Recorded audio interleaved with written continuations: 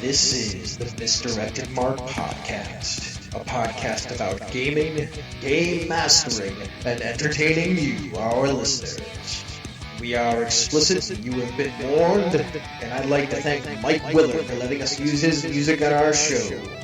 Now let's pick up those mics and get on with this thing. The first thing I want to say is this episode of the Misdirected Mark Podcast is brought to you by Wayward, Masquerade, and the Queen City Conquest, Western New York's premier gaming convention. And on this episode, Phil, do you think we could play the Defenders, like 8 sessions with a contained story and an ending that we can make up? Will it be exactly like the Defenders? No. It's an RPG, and we don't have a writer's room or editors or directors or actors or cinematography or cameras or story beats that we have to hit while filming and people telling us what to do and making us listen to them. It's kind of a role-playing game. So you still cool with playing? Yeah. Is it going to be fun? Well, of course it'll be fun. And with that, this is the 272nd episode of the Misdirected Mark Podcast. And today we are going to be talking about role-playing games as entertainment and how they differ from other forms of entertainment. With that, my name is Chris. And I'm Phil. And if you can't see it and you're in the chat room, there's no Bob, there's no Glenn, there's nobody else. It's just me and Phil. We're here by ourselves, but there's a lovely markered up thing on the whiteboard, if you can't see it, that says, "We miss you, Bob." We miss Bob. We do miss Bob. Oh, so yeah. You okay? You want me to say it? I'll just do it real quick. Phil, buddy, old pal, what is going on? What the hell isn't going on, man? It's been like kind of a roller coaster. I don't know. Stuff and things has been going on. Things and stuff have been going on. The show is hastily thrown together tonight. Sort of, kind of. You had most of it together. And then my world went crazy for like a couple days, and so the notes didn't get finished. So the first half of this show is highly polished. The second half will be an exercise in improv, which is awesome for me because I love me some improv. I know you do. So we'll deal with that. Let's see. Well, it was Gen Con weekend, and we didn't go. But I did some Gen Con-y things. I watched the Ennies on the live stream. Very cool. The sound quality was meh. But having been to the Ennies enough times, it was like pretty easy to follow along. And I got to see Stacy announce Rocker Boys and vending machines and say encoded designs. So, and Meg's artwork was up there, so I was actually pretty psyched. I knew we were going to lose that. The other competitors in that free category were, monstrous powerhouses, and, there was us. I watched the Ennies, and I designed more Hydra Hacker stuff, ran some DCC, and I ran some Blades. Had a very creepy episode, because Glenn's character is I forget what it is. It's not Whisperer. But he's the arcane one. So I brought in like the first elements of the arcane and the spirit world into the game. Well, that's really cool. Yeah. So it was sufficiently creepy. Whisper. Thank you. I did have it. Thanks, Bob. Yeah. So it was good. It was fun. I think the players got what happened. I don't think they completely know what they found. They were looking for blackmail evidence for a local politician, and so they uncovered some pretty creepy shit. And, that's cool. But I don't think they know fully what it all. I think they know most of the pieces. I don't think they have all of it, and I don't necessarily think they needed all of it, but they did a good job. Well, that's good. And it was a pretty good. Their roles were good, so it was actually not a bad heist for them. Yeah, it was nice and quiet. They did a nice job. They'll get out of it. They'll get out of it pretty cleanly. It seems like a pretty killer crew to go do stuff. Yeah, those guys. It's fun. And I played a little DCC, so I have met my criteria that I'm now allowed to purchase the book. I told myself I'm not buying that giant tome until you've played the game. Until I run it. Yeah. I was like, I need to run this game before I earn this tome. But I did. I ran one of the adventures in the book, but I think I'm gonna actually go out and now buy a couple. So.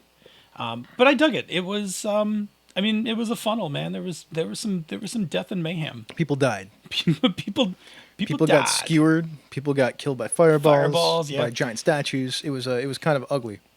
It was funnily all right. It was funnily, yeah. Yeah. It wasn't funnily. It was funnily. I watched Defenders. I managed to get a whole Netflix series in a weekend. That's crazy. I know. I was really proud of You myself. should be proud of yourself. I committed and got it done. And no spoilers. I loved it. I thought it was actually Dude, it was such a much better show coming off of Iron Fist. well, and suddenly Iron Fist doesn't suck anymore. Danny Rand is a good character. Uh-huh. Oh man. So if you watched Iron Fist and wept like I did, do not hesitate. Go watch the Defenders. And go watch the Defenders so that you will have a palate cleanser and you will be like, "Oh, that's much better." And don't fuck with Madame Gao. No, do not mess with Madame Gao. Oh jeez. That's man. all. That's all, man. Don't mess with That is all. That's all. That's all I'm saying. We're not saying anything else. No, but it was awesome seeing all four of the Netflix characters together and in action sequences. Like it was badass. Oh god, it was good. It was good. It was so much better than Iron Fist. And oh no, oh shit. Yeah, don't do it. Sorry. Whew. Almost said something about the last episode. Anyway, we're like 2 weeks from Queen City Conquest, and I'm still rebuilding the Hydro Hacker mechanic for H2O. Come on, man. I've heard of people who've rebuilt their playtest versions of games like 2 days beforehand.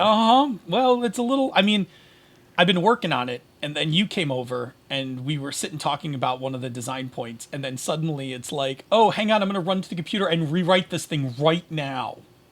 And it's much better. I think it's actually getting a lot closer to the finale. Like, I'm going to play test it tomorrow, and I'm going to play test it on Sunday, and I'm hoping that I've got enough of it. Not that it won't need to be refined after a few play tests, but like the core of it's together. Anyway, so you made a movie. Tell me about. Made a movie. I was waiting for you to transition over. Yeah, no, I'm on it. We made a horror movie in 48 hours. It was only 5 minutes long, 5.5 minutes long. I've seen it. It actually is the best thing we've ever made as a crew. So tell people, because this isn't the first year you've done it. Yeah, this is the third year I've participated in the 48-hour film festival. So they have these things all over the country. This is the one that was in Buffalo. It was cool. Like our genres were fantasy and horror. We went with horror, and we made a horror flick, which was about a writer. The character, you get some elements that you have to put in it. One was a prop, which was a power cord. One was a character who was an unpublished author named, I can't remember the name of the character. It was Leroy or Lloyd. Something ridiculous, because they do that every freaking year. Put something ridiculous in there. Oh, I hate that then, because it jams up the horror part. Yeah, it's okay. If you can make the ridiculous thing also be horrific, it really kind of has a nice little 1-2 punch, right? Yeah, no, I know. So we had to put all those things in there. They filmed the thing. We some of us helped. Me and Nikki helped. So Nikki actually did a lot of work on that, the technical advisory side of things. She also played the computer, so because the computer was the thing that was the horror part of it. It came to life and gained sentience, sort of, and wanted this writer to finish his book, and started doing terrible things. So it was cool. We had Nikki spoof the computer, like control it from another computer. Sweet. And do all sorts of stuff like that. So it was like we didn't have to do a whole lot of crazy things with in post production. Just Nikki doing the thing from the computer. That's pretty awesome. Yeah. So that was fun. I had a good time with that. That's awesome. What else did I do? I mean, I watched, Defenders, because why not? Well, yeah. I mean, I'll put that movie in there. I mean, I played some games. I, did my normal thing. I watched The Eclipse. I watched the stream of The Eclipse yesterday. Yeah, I didn't really do. We'll get it in 7 years here, so. I was like, it's light, it's a little dark, it's light again. I don't know. It was kind of neat. Yeah. I didn't think it was terrible or anything like that. And I always liked the post out there, like, remember the last time we had an eclipse? And it was like Little Shop of Horrors. Do you know Little Shop of Horrors? Do you know the musical? No, of course I know the musical, yeah. Yeah, that's when Maurice was, that was the plant's name, if I remember correctly, Maurice. Yeah. Was born, due to an eclipse. See, I actually remember the last eclipse I saw, which was in 94. I was on my way to evolution class and saw. I left my dorm and it was sunny. And, like, by the time I got to the lecture hall, the eclipse had started and, like, past totality and stuff like that. What was I going to say? The totality, it was the thing, right? Like, it's cool because it was, Total Eclipse of the Sun. Like, that song kept popping into Total my Eclipse head. of the Heart. Oh, Total Eclipse of the Heart. But, because of that, it kept popping into my head. Have you ever seen the other version of that song? No. Okay. So one night, I think on Pandas, Senda shows me this YouTube video, and Senda will tell us what it is in a second, but it's somebody made alternate lyrics to Total Eclipse of the Heart based on the video. They got it. It's Audrey. Sorry, Audrey was the name of the plant. Audrey's the name of the plant. Yep. But it's this video of Total Eclipse of the Heart, and I'll show it to you in the after show, because it's just this like she's singing, but it's like these random. It's like basically describing the video because the video is like full on 80s, right? Uh-huh. So it's just it's called literal music video. We'll watch it. You're gonna die laughing. I probably will. You're gonna die laughing. Well, that's after show or something. After show. Yeah. Anyway, let's do a few announcements. Really just one announcement. Yeah, let's do an announcement. Do it. I'm excited. Come on. So we have ad space. You can purchase ad space from us. So if you have a Kickstarter or a product that you want to advertise with us or whatever you want to go on to the network, you can contact me, Chris at misdirectedmark.com, and just put advertising in the subject head. And we will make a bespoke ad for you. We will. In fact, we're going to demonstrate it in a second. We will act them out. With our acting chops. What acting chops? Our ridiculous chops? Yeah, this is some. I mean, these are handcrafted, one of a kind. Except when we use them again in multiple. Even then, we kind of. Even then, we don't stick to script. Yeah, we don't stick to script very often. It comes with our folksy charm. I think is what comes. Yes, it comes with folksy charm. It comes with our folksy charm. So, and also the over possibly 15,000 people that listen to this network. I mean, really, it's over 20,000. But I mean, there's 10 shows, so not everybody listens to every show. I mean, there's only so much time in a day. That's true. That's true. Or coffee.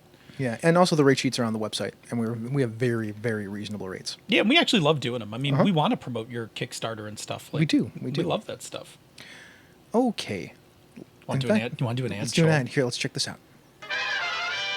Bagthulhu Haiku from Wayward Masquerade. So this contest is still going on. It's going to be done at the end of August. We got a bunch of these, right? We got a lot. There's like a good 15 or 16 of them. I'd like to see us get to around 30. Yeah. So if you have more haikus, send them my way. You can send them to me, and we'll read a few in a second. But you can send them to me, via email or on the G Plus community. If you can tweet one at me, I just need to know that it's being tweeted at me. I mean, I usually just get all the tweets that are getting tweeted at me. So there's that. So send your haikus in. If they're related to Bagthulhu, you get bonus points. You also get bonus points if they're mythos references, nihilism, cosmic horror, personal horror, and humor. We do love humor around here. And I feel like there's no way you can fit all that into one haiku, but if you can, I will be very impressed.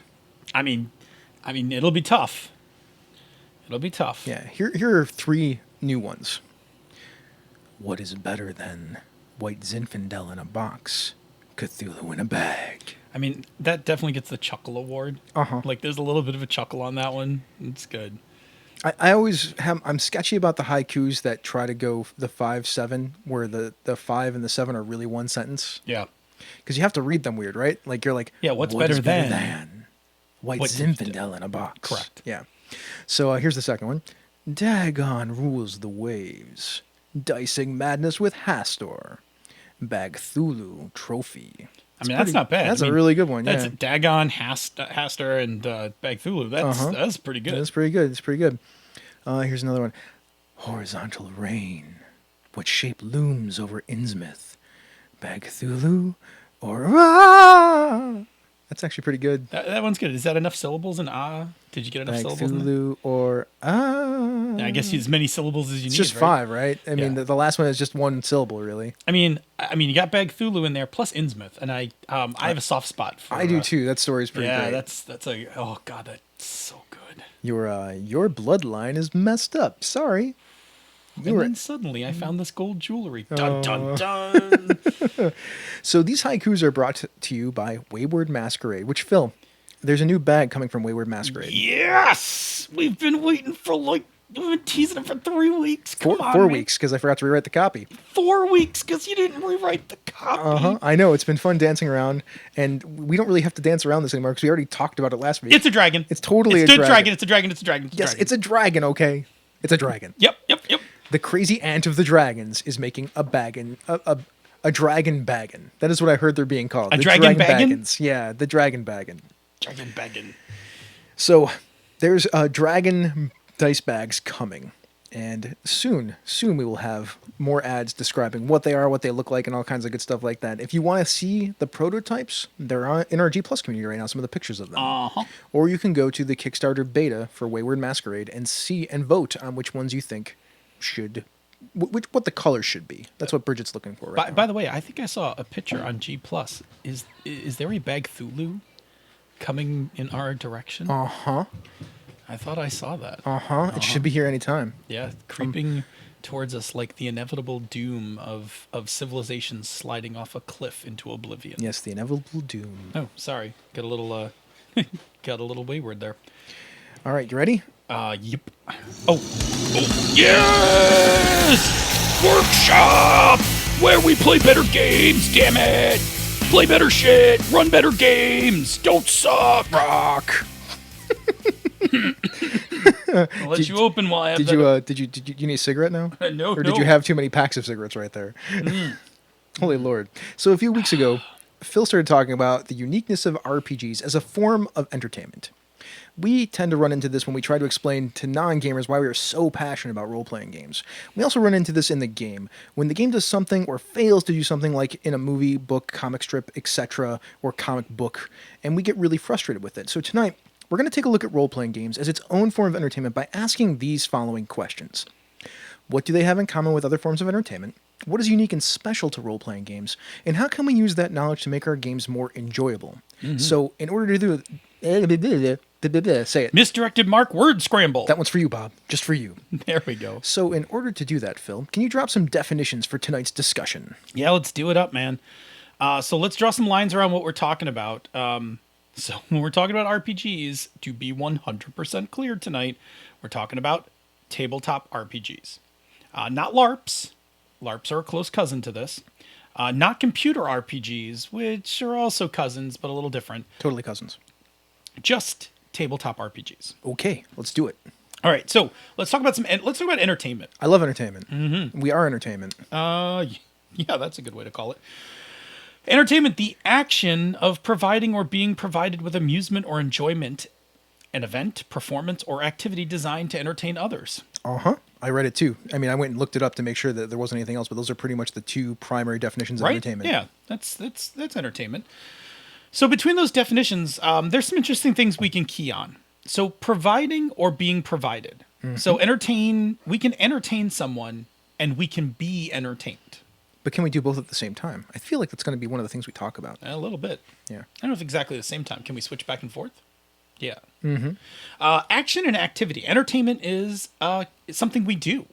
It's a thing. Like it's an activity that's performed. Yes.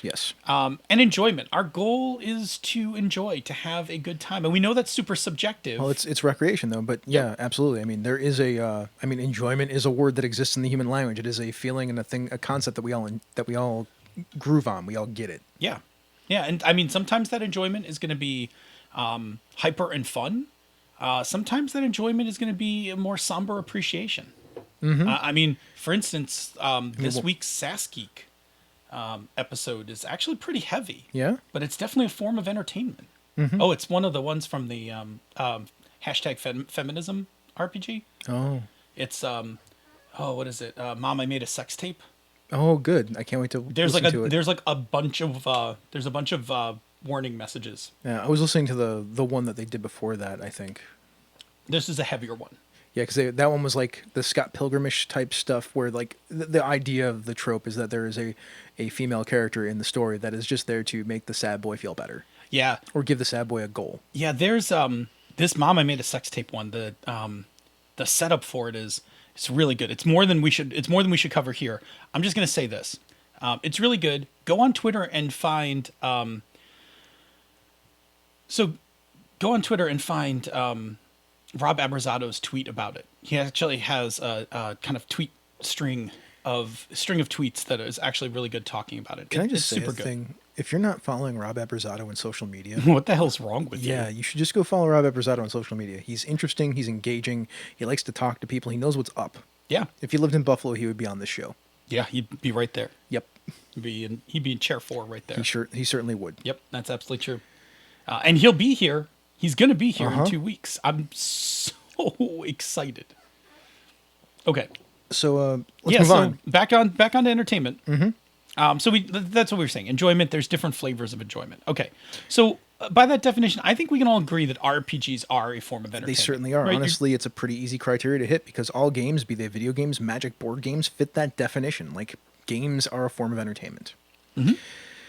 And this is a huge category because, I mean, board games and their geeky predecessors like poker, they fit in here. Like, that's just how it works. Yeah. I mean, entertainment's really broad, Uh-huh. but it's okay. It's all right. Let's toss in another word to see if we can't tighten up our definition a little better. How about performance? An act of staging or presenting a play, concert, or other form of entertainment. I've been entertaining since I was like 9 years old. Mm-hmm. Now, You've been when performing. I've been performing, I should say, since I was 9 years old. Yeah. Because believe me, all performance is not entertaining. Oh, no. Some performance is poor. Yes. Like when I was a 9-year-old trumpet player, not so much. Oh, man. I mean, it can't be more painful than like the second grade recorder concerts that I've had to go to. Yeah, like that's just like good job, kids. Yeah, it's okay. Like, I mean, I listen to a lot of. I still will sometimes listen to high school jazz bands. Yeah. Because I love jazz and I played in a lot of high school jazz bands. Yeah, man, most high school jazz bands. Let me tell you.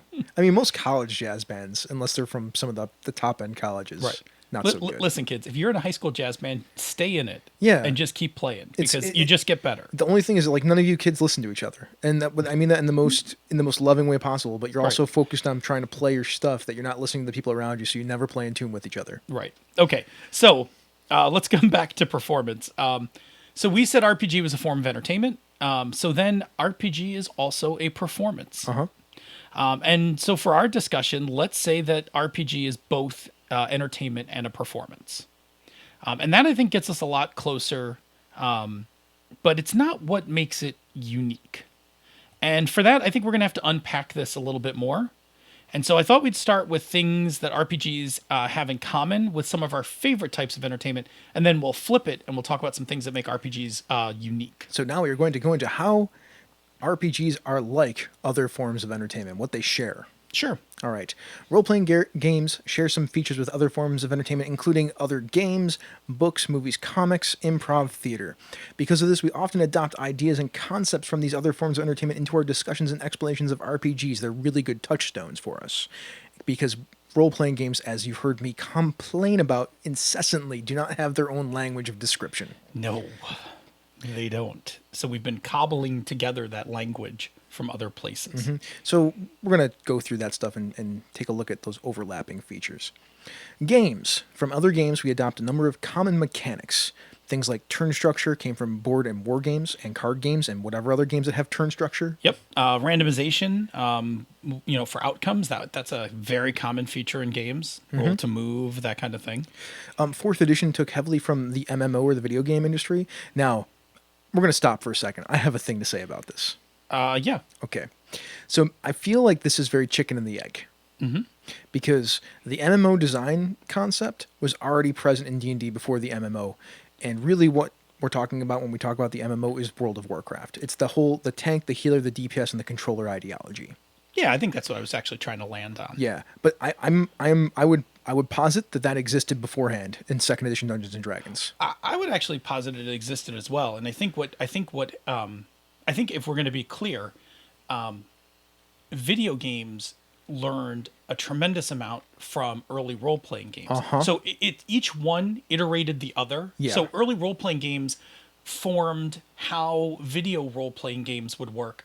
And then 4th edition, I think, then looked at World of Warcraft, which I don't think is I don't think is far off from saying it's one of the alpha forms of MMOs. It's the alpha still in most ways. Okay, so and then it took from that. So yeah, I think absolutely D&D gave birth to that, which then gave birth back to D&D. It's definitely like a chicken egg thing. So Glenn was supposed to be here, and we had some shifts and whatnot, but he had some commentary too, and I think this is worth stating. Well, I think it's hilarious. Let's be clear. Once we knew we were winging the episode, Yeah. we decided not to bring someone new on because it can be daunting to just do a show when it's fully prepared. But when you and I are about to go off script, Yeah. it's safer if we just do this. So he said that MMOs came from computer role-playing games, which borrowed liberally from D&D to begin with, which I can see that. Like, that is also, Oh man, I think that's a good... I mean, look back to like Pools of Radiance, which was a D&D video game. Come on, man. Golden Axe, really. I think Pools of Radiance is older than Golden Axe. It might be. I love Golden Axe. I mean, well, let's go back to Adventure. yes. I mean, that's like with the duck dragon. Dude, rolling around in dungeons, right? Like doing dungeon delving. With my dot. And the key. What, oh my god. The Hero Quest. Not Hero. Is it the Hero Quest? Is that the name of those video games from Atari? Like they had 4 of them. I mean, whatever. I mean, everybody knows it now from Ready Player One. But I played those video games. Like those were games that I played when I was a kid. Oh, remind me about that. I'm going to talk about that in the after show. I'm going to go put it in the notes. Yeah. So the reason I feel like it's worth bringing this up is because Glenn said that it was like the human centipede in game form. Aww. Thanks, Glenn. I think anytime you can make a human centipede. I mean, I don't think we've ever made a human centipede reference on the show before, so it was worth bringing it up. So good job, Glenn. I thank you. I thank you. All right. Let's talk about books, movies, and comics now. So role-playing games, they produce a story when they are played. And they tend to have a lot in common with other story-based entertainment. There are characters, there are settings, there are locations. There's all of the things, the elements that make stories up have to be there because these are story-creating experiences. Yeah. I mean, we use the same units of measurement when we talk about for story elements in an RPG. So we do, but I don't know if we should. No. I'm not passing judgment whether we should. Yeah, or shouldn't. okay, but you're right. I'm saying we do though. Yeah, that is the language that we currently have. Yeah, I mean, we talk about scenes, episodes, arcs. I mean, hell, one of our best episodes is the arc of the Misdirected. Yeah, it really is.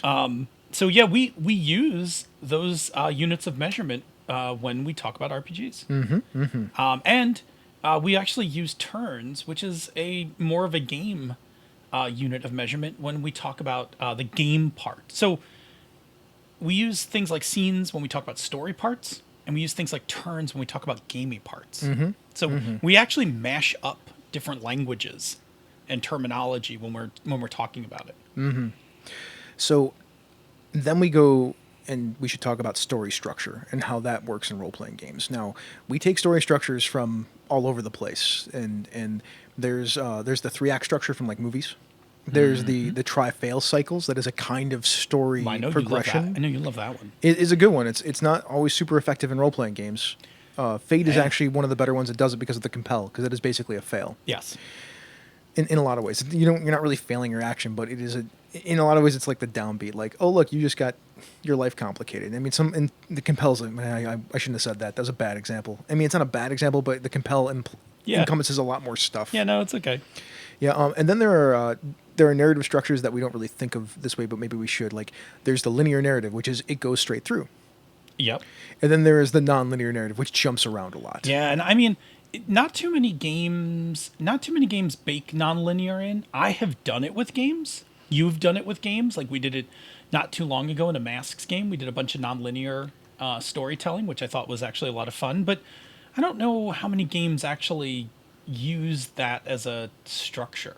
And not that that's really tangential, or not that that's really important for what we're talking about, but it just kind of caught my mind. I feel like Microscope does that. Yes, Microscope does do non-linear because it jumps around from place to place. Yeah, like that to create its thing. Yeah. Then there's the idea of dramatic structure, and that is the thing that you like to reference all the time. That is your oh come on man, my seventh grade my seventh grade little mountain. Oh man, wait, can I say it? Because people love the denouement. People do love the denouement. Yeah. Do you want to say it again? Well, denouement. Yeah. So the rising action, yeah, climax, which who doesn't love a good climax, and then the denouement. Well, you forgot about exposition. Like, we never talk about that. Like, there's exposition, rising action, climax, falling action, and then denouement. Yeah, denouement. Denouement. Yeah, it's French. I just like saying it. I always yeah, you're called right. it I mean, that. all the pieces are in there. I mean, Mrs. Willette, my my English teacher, would be ecstatic to know that I'm still using it to this day. Yeah, after the break, I will talk about how these are actually terrible things to think about when we're playing role-playing games. Yes, that's one of the things we're going to talk about is Yeah. that maybe you shouldn't hammer too hard on these things. Yeah, I mean, this stuff's baked into our head, so we try to emulate it, but we should probably stop. And we'll talk about that after the break. Mm-hmm. So, what's the next thing? Tropes, man. RPGs use tons of other tropes. Like, I mean, I do it constantly. I go to TV tropes and actually pull tropes out and use them. My, my action movie world is really like 3 hours of like heavily hit police procedural tropes. Hey, man, tropes are the building block, like, of stories. Like, a type of story has a set of tropes that go along with them. And as long as when we don't turn them into cliches... Yes, because cliche is the bad form of trope. Yeah. Then they can work really effectively. Although cliche is, depending on the game you're playing, cliche is fine if you're playing something with comedy. That is true. Because you can hit a cliche for, like, Paranoia does a good job with cliches. Well, cliches and tropes are basically shorthands, right? Yeah, absolutely. And then you can, if you want them to be deeper, then you build up around them. But if you want to use them as a one-off gag, then you leave them there. Although I always feel like the best thing is to trope it or cliche it, and then for the quick gag or the quick intro, and then build around that to make it something more later. I mean, my personal favorite is subvert tropes, right? Like, I mean, so take it, start leading you into a known trope and then take it to like a really weird place. I do love the subverting of tropes. I also love the deepening of tropes, because when you deepen a trope or a cliche, then it becomes not a trope. It becomes a character or a real important thing. It feels... Yeah, you start at the trope, but you actually reveal there's much more to it. Mm-hmm. So the point is that we constantly pull tropes in from other media. Uh-huh. I mean, constantly do that. And so, that is definitely something we have in common with other forms of entertainment, is we steal their tropes. Well, the role-playing game industry has created tropes itself. I mean, the adventuring party... That's in the next section. Oh, I'm sorry. It's okay. Yeah, we're going to make that... We're actually going to make that argument in a few minutes, is that, that yes, there is a uniqueness to it. So then the next thing that we should talk about, and I think this is the thing that trends closest to what we do around the table, yes, is improv theater. Yeah, absolutely, right? Yeah, because there's theater, which is basically like movies and theater are kind of the same thing to me, as far as they don't exactly function exactly the same, because you can do a lot more with a movie than you can do with a play, because it's on a stage and it requires set changes and things like that, which technically you can do a freaking ton on a stage. Mm-hmm. My God. Especially if you have money. But those have scripts, so when you get to improv, now we're making stuff up. Yeah. So there's a spontaneous component to role-playing games. For the players, it's largely spontaneous, as they have little idea of what is coming up. They just know who they are, really, and that gives them their base to work from. For the game master, it can be more or less depending on how much narrative control they have in the game. So if the game is telling them to make stuff up based on rolls, then they have less. If they're bringing a module or an adventure to the table, then they have a pretty good idea of what's going to happen. But regardless, there's always an element of improvisation going on when we play games. Yeah, I mean, there's a great quote, and I tried to find it one night in Unframed, but it's essentially like, look, you're role playing, you're already improvising. Like, don't panic about improvisation, because you're already doing it. Yeah, absolutely. I think improv is very much a thing that we do. When I give my PMGM talk, talking about everything I learned about project management, I learned from GMing. The way I describe to people who've never played a role-playing game is that I tell them that it is part storytelling, part board game, and part improv theater.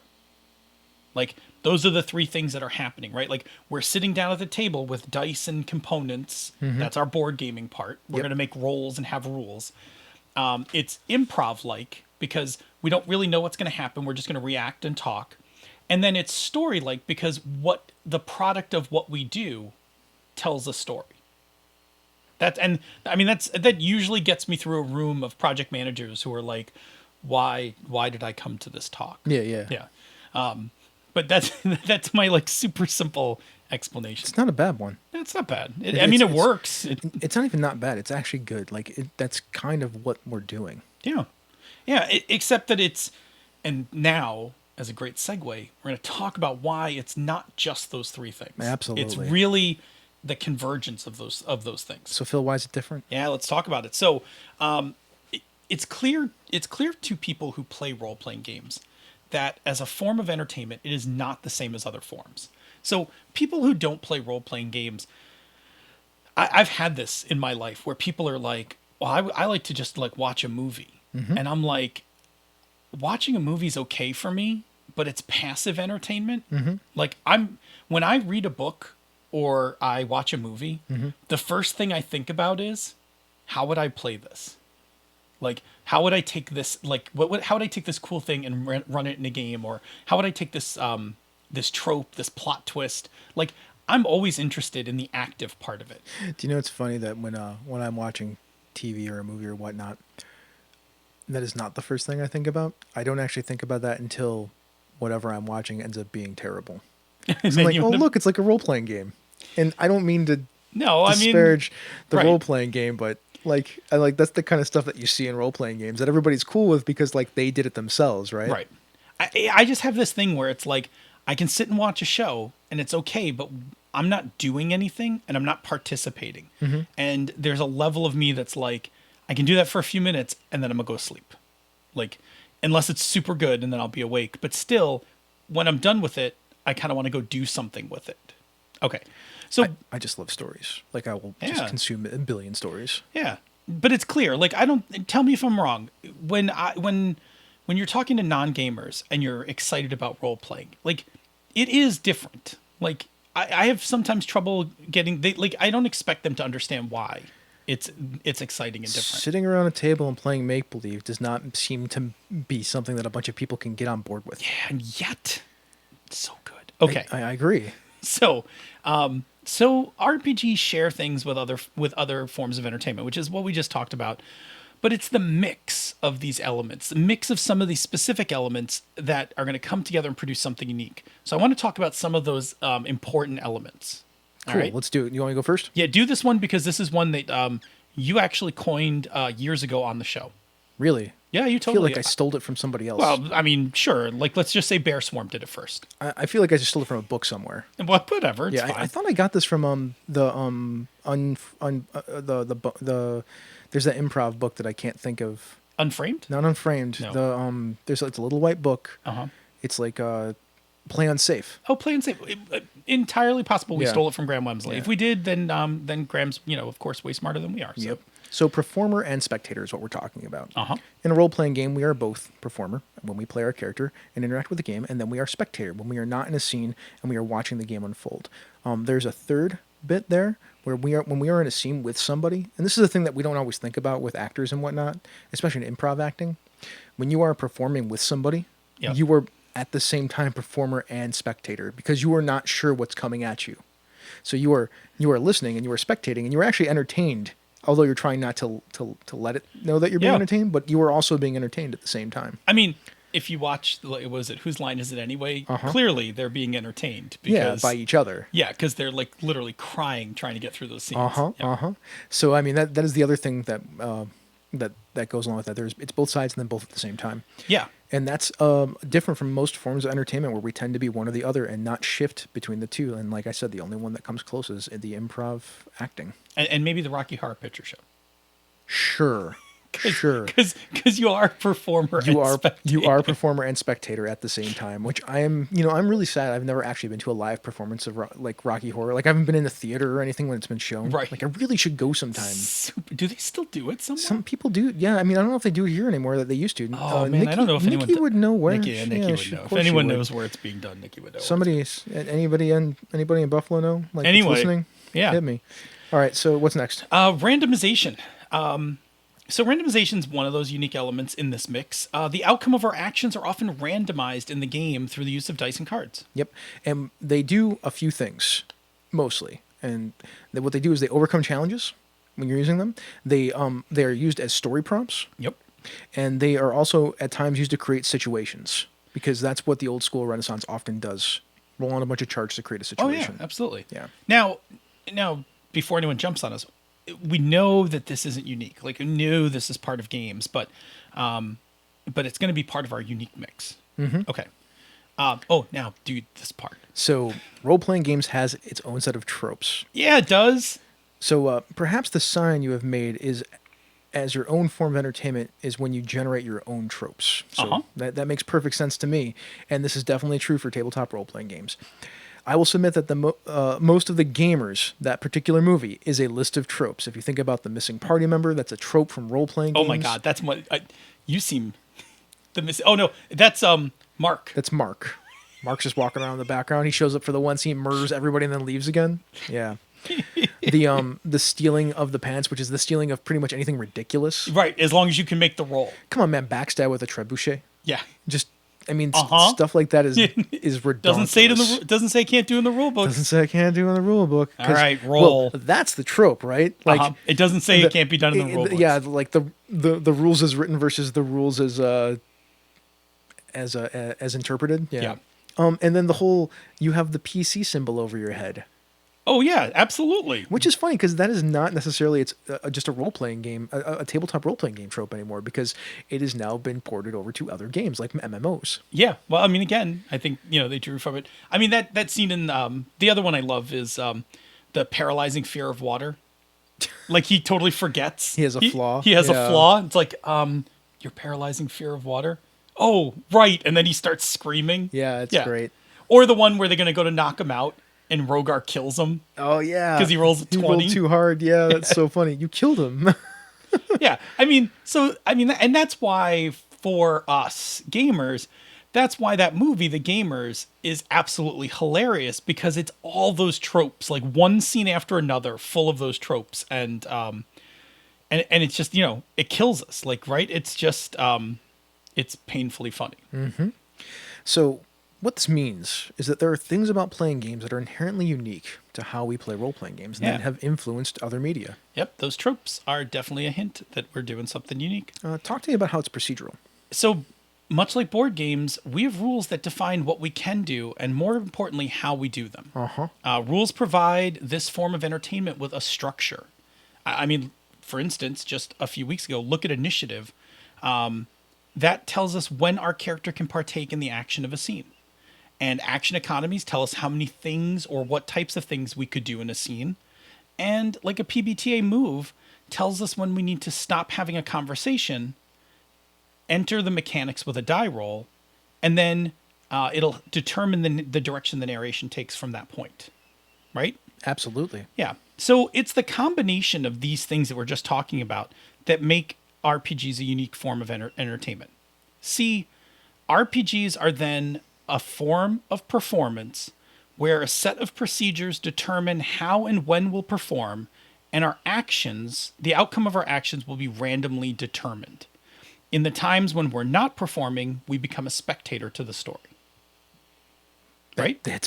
You couldn't have said it I can't say it any better. I have nothing to add to that. Right? Like that is what this entertainment is. Mm-hmm. It is a proceduralized, randomized form of improv storytelling where we are both spectator and performer. Yeah, I mean, you described what people do when they're trying to design games. Yeah. Now, we can talk about the kinds of games that and what the designs are around them, because I sort of had a minor revelation. I would love to share it with the folks out there. Yeah, well, when we get to the second half, which is like mostly loose, feel free to jump in with that revelation. Fantastic. Awesome.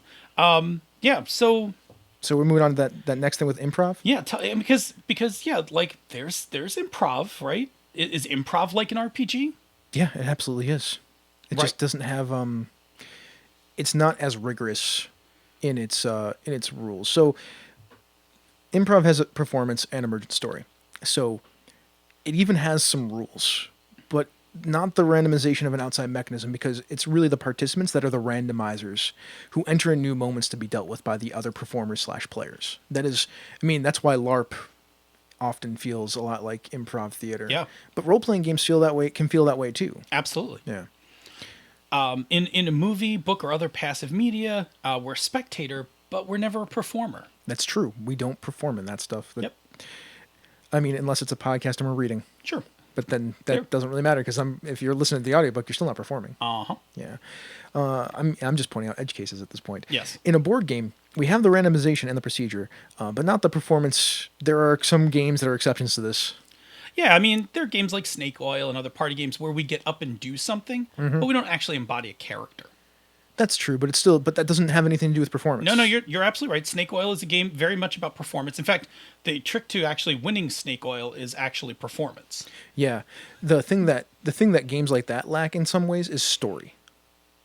There's not really a story. I mean, we can argue about that if we want to, folks, but there's not actually a story to Snake Oil. It's about who can get the most points.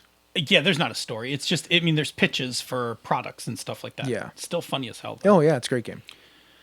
All right, so that was like a lot of build-up to make a point that about something that I think we all understand we all understand it personally as role players, but I don't know if we've ever sat and considered why RPGs are so unique, and sometimes why non-gamers have a hard time wrapping their heads around it. It's a lot to do about how we frame what we think it is, or what we tell people it is. So, for instance, if you tell them like, oh, well, it's like a board game. Well, it's difficult then when they like see the acting part. It's not the same. Right? And if we're like, oh, no, it's like improv. But now you have like an action economy and like 5-foot steps and attacks of opportunity. Then it's not that either. Right. So it's very much its own thing. It is very much unique. And I'm hoping that in the first half of this, that's what we've established, is that it is its own form of entertainment. And yes, it shares some homology with other forms of entertainment. All right. How about we talk about one of our fantastic sponsors, in this case, the Queen City Conquest. I would love to. And then let's move on to the chat room for life. We should, in fact, which the marvelous and magnificent Queen Senda, or Queenie as I like to call her, has been haranguing those crazy folks in the chat room. Did a good job. I'm really just filling time as my screen loads for the copy because it's not loading very fast because I'm running the stream and too many things on this computer at the same time. Yes. So it's almost September. You know what that means? The QCC is coming. That's right. It's September 8th through the 10th in Buffalo, New York. Do not calm down. Easy. Do not calm down. Do not. Be excited. Be excited. Yes. Because it's like 2 weeks away, right? Or 3 weeks away? Is it 2 weeks? 16 days. 16 days. Oh my God. Man, there was no Gen Con this year for me or you. I mean, this is really the start for the rest of the convention season for me. I'm so ready to play some games and hang out with some cool people. I mean, there are some cool people. I'm going to run some Hydra Hackers. You are going to run some Hydra Hackers. I lost my spot in the copy. Just come with me. No, it's cool. I'm with you. Okay, I'm running Dungeon World. Yeah. We're doing Play Better Games, damn it. That's a thing. Yeah. When is that? That is at 10 o'clock in the morning on Saturday. Yeah, see, not too early, people. It's not too early. Yes. Come and be ridiculous, because anybody who's in the network is going to be there. And I know Wayne Chang is going to be there, and you are going to be there. I'm going to be there. Yeah. Send is going to be around. Yep. Maybe there'll be panda hoodies. If the temperature gets correct, I will break mine out. I am a big man. You're a big man. It needs to be somewhat cool. Now, there have been years past the Queen City Conquest. I have been in jeans and a hoodie. Mm-hmm. And there have been Queen City Conquest where I've been in polos and t-shirts. I don't know which one it's going to be. I think it's going to be polos and t-shirts. Polos and t-shirts? But I might bring my panda hoodie just to wear it. That room gets cold. Yeah, and Merwin will be there, the Mad Wizard. Whoever else is around. I know there's a bunch of us. I love that guy. We've got a ton of guests. Rob Abrazado will be there. Will be there. Members of the organizers of Breakout Con. So Kate, Rob, and Rachel. Yep, who are also members of TAG. And who are also members of the Gauntlet podcast community. Mm-hmm. So that's a thing. And their own podcast. Yes, it's like D&D. Yeah. Angela Murray will be there from the Gnome Cast. Gnome. Yep. Unfortunately, John won't be there, which makes me a little sad. No, that's okay. He's been doing a lot. He has been doing a lot. I mean, it's a star-studded cast of gaming luminaries. And listen, here's the thing. I can't believe I just said that. Yeah, I'm not sure about luminaries, but here's the thing. It's not a big con. No, it's not. So it's super cozy. Like, you're going to see Rob Abrazado all weekend long. Hey, is Victor Wyatt coming? I don't know. Okay. I hope he is. I hope so. I'm saying if you live in Ohio, JJ, you could drive to Buffalo, JJ. And Tom Flanagan's coming. Tom Flanagan's coming. Also Mike, his brother. awesome. I hear. That's the I love rumor. those guys. Yeah. I mean, we the first time I ran Lasers and Feelings, I ran it for those guys and you, and we had a crazy ass time. Yeah, we're going to be doing encoded demos like constantly. Bob will be around running games, especially games that we've made like Circle of Six and Relic Hunters and whatever else. During the free times, I'm going to bring Legacy Weapon. Oh, cool. And so if somebody wants to play Legacy Weapon, I might just run it and kill people, and then just let people like play the weapon in the that's same cool. adventure. Man, we should really record that if we do that. Just put a That would be microphone on the fun. table. Yeah. Sunday, it's Family Day. The Superhero Alliance will be there. There's a class tournament. If you don't know what class, because it's like air hockey, but you have to use the magnetic thing underneath. It's so freaking wicked. I know, right?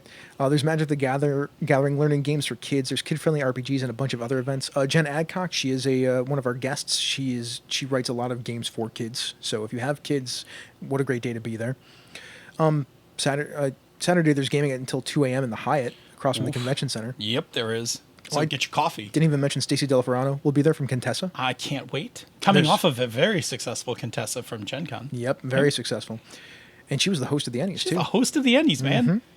She was. And- You didn't get to see her, right? No, I didn't. Oh, she was. Oh, she looked so awesome. She was like awesome. Like her hair was up, and she was like what you call it? The purple dress shirt with suspenders and Sweet. slacks. Yeah, she was rocking it. She looked great. She's running some swords and wizardry. Yep. You're going to be playing that game, right? I am playing in one of those sword and wizardry games. Yep, on Friday. Yeah. Robert Aducci will be there. Yes, man. I love Robert. It's really funny because I see Robert like at every airport.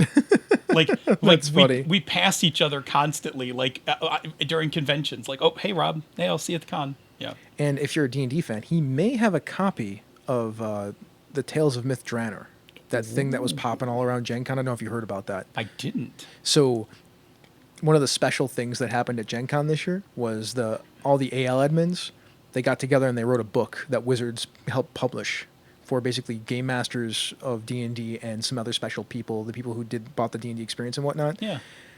And it's a 74-page thing. It's a soft-cover book. It looks like a Wizards of the Coast product because it is a Wizards of the Coast product. And it's got 6 adventures inside of it that chain right off the back end of one of Ed Greenwood's novels that didn't Yeah, I was going actually to say Myth Draenor. I knew the name. Yeah. It didn't explain what happened with the end of that particular novel, so this sort of explains those stories. And they're all AL legal stuff. It's really cool. Oof. And he might have a copy or 3. Oh, man. So playing in games with him or seeing him or impressing him or whatever, you might get a copy. Now- So Rob Aducci, we don't know. We don't know. We don't know, but we also like, for instance, maybe he likes Paula's Donuts. Maybe he does. If you don't know what Paula's Donuts are, I'm sorry. Well, I should mean, if go you live enjoy in them. Buffalo, if you're coming to the QCC, there's a good chance you know what Paula's Donuts are. I hear tell that Nikki is organizing a whiskey drinking night at a whiskey place on Oof. Friday evening after the doors close. Oh, my liver. Yeah, and if you want to come and hang out with us, especially some after-hour stuff, you should get in touch with me so I can let you know what's going on. Is Eric Bonds coming? I don't know. Is Eric Bonds coming? I thought I heard. I heard a rumors. rumor he was coming. Right. So, I mean, this is the great thing about the QCC and these smaller conventions. Like, it's just us hanging out playing games and talking. Yeah, I mean, I'm running 2 sessions of Hydra Hackers, but I'm going to load in my bag. Like, I'm going to load Action Movie World. Nice. Like, I will run Action Movie World, and I will probably run a DCC funnel. Fantastic. Like, off books. Like, just come find me, and we'll get a bunch of people, and we'll be ridiculous and play some games. Yeah, so with that, just come hang out with us at the QCC and play some amazing games. Oh my god, that was ad copy. That wasn't even. I thought that was the show segment. No, that wasn't a show segment. It feels like a show segment, man. I mean, we're going to be there. We pushed it hard, man. We love the QCC. We really do. And they Okay. gave us money, so I don't really mind. No, it's good. I like it. All right, hey, we got some things from the chat room. All for right, here we go. life. So in the chat room, they had a good chat about games that include non-linear storytelling as a mechanical aspect without it being the focus of the game. You know what? Let me just say this to the chat room because they got all smart. I watched that go by. Yeah. Because I said a thing like I can't think of any games that where non-linear story game or non-linear storytelling's put in. And then they listed like 20 games. You got to wait till you're behind the mics. Like it's hard to think of these things sometimes in the middle of a show. So there is that's the thing with with narrative structures. Like Yeah. you should keep talking actually about what's going on with that, because I'm gonna pull this thing up and talk about that a little bit, because Okay. they said flashbacks weren't in the article that I read. Yes. The flashbacks weren't necessarily a departure from linear storytelling. Yeah, so they, for flashbacks, they mention Blades in the Dark, and they're talking about reflections.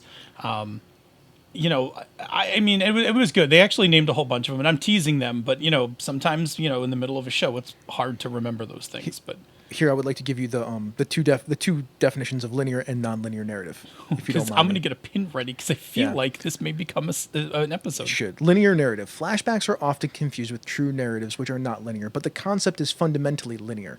An example would be Citizen Kane by Orson Welles. Although some films appeared to open very briefly with the ending, flashback movies almost immediately jump back to the very beginning of the story to proceed linearly from there, and usually proceed past the supposed ending shown at the beginning of the movie. Now, non-linear narrative. Cinema can only provide the illusion through broken narrative, a famous example of this being 1994 film Pulp Fiction. It is very broken up. Yes. It tells a lot of different stories. I would also put, I'm going to keep reading, I also put Love Actually. Sure. Stories like that, where there are a bunch of disparate stories that kind of funnel together. Right. They're saying that's linear? That's non-linear. Okay. The film is essentially 3 short stories, which, upon closer inspection, are actually 3 sections of one story with the chronology broken up. Quentin Tarantino constructs the narrative without resorting to classic flashback techniques. I totally agree. What about your feeling on Memento? So Memento is taking the linear narrative and playing it in reverse, Yeah, okay. because that's exactly what it is. Yeah, no, you're right. You're right. That's good. I think I've seen that movie twice, and then I was like, oh, my head hurts. Okay. Anyway, yes, thank you, chat room, for the other games that utilize some.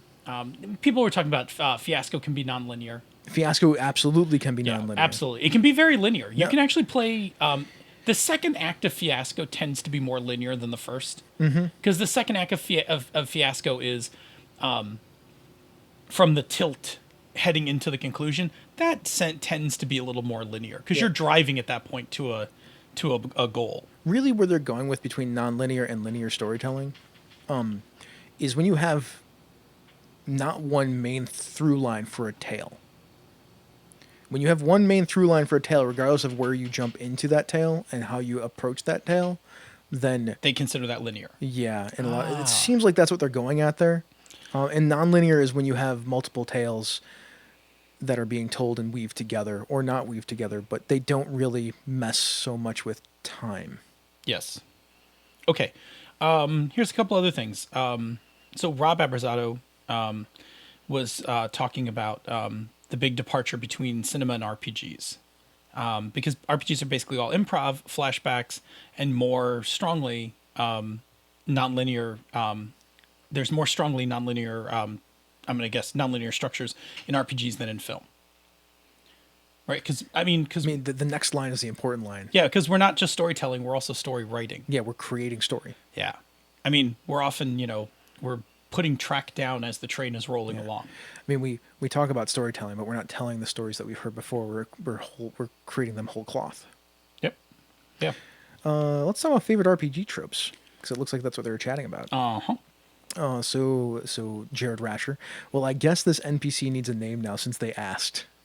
Yeah, Bob noted this, and ironically, I just in recording Pandas last night where we were talking about metagaming, I talked about this about I used to run a Connex game, heavy investigation game, and the players had a habit of talking to like everyone, whether they were important or not.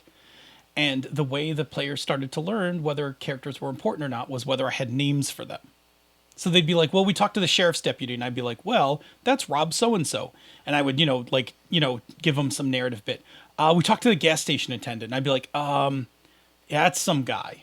And then I just abbreviated it as SG, move on. There's no story bit here. Collect your next nugget. But then one day they got super lazy about it. They just started checking people's names. So then I went and got a name list and started naming every NPC. Nice. And it was nope, sorry. We can't depend on that trope anymore. Mm-hmm. We have to move along. I mean, that's the great thing about Vincent Baker, right? Name everything. Name everything. Yeah, name everything. Yeah. I mean, so here's the thing, right? Like, this is, again, when we talk about the many brilliant things of Vincent Baker, that principle, name everything, Vincent's saying that if you name it, it becomes important. See, when you don't name things in a game, they're like black and white or two-dimensional, and they can be either ignored, discarded, not taken at value, that kind of thing. But when you name something, you breathe some life into it. And so once you name it, suddenly, even if you don't know that you're going to use it, once you've named it, you can pull it back into the game. Like, again, just more reasons why I heart Vincent Baker. Anyway, move along. Oh, best trope subversion. Is that what we're talking about? Yeah, that's the next line.